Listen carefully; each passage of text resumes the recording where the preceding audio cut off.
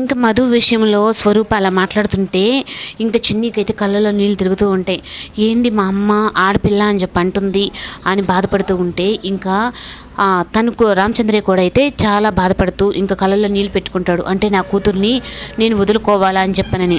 ఇంకా చిన్ని అయితే ఇంకా ఇద్దరు బాధపడుతున్నారని చెప్పని, అయినా తమ్ముడు నేను ఎందుకు వెళ్తాను రా నాన్న, నువ్వు ఇల్లరికం వచ్చి అల్లుడిని చూస్తేనే నేను పెళ్లి చేసుకుంటాను, నువ్వు ఎవరిని చూసినా నాకు పర్లేదు, ఇల్లరికం మాత్రం రావాలని చెప్పంటే నా కూతురు ఎప్పుడూ గ్రేటేనని చెప్పని తనకు అన్నం తినిపిస్తూ ఉంటాడు.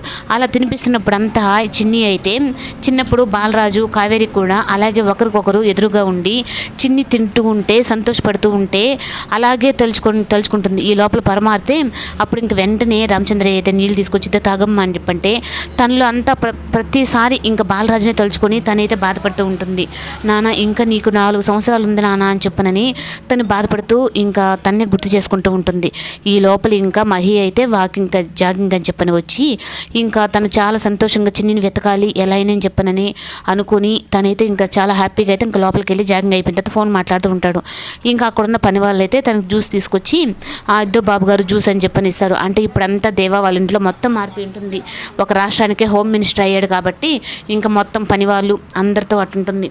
ఇంకా ఆ జ్యూస్లో అయితే ఒక ఈగ ఉంటుంది. అది చూసి ఇంకా అలాగే ఉంటుంది. ఈ లోపల నాగవల్లి అయితే వచ్చి ఆ జ్యూస్ని చూస్తుంది.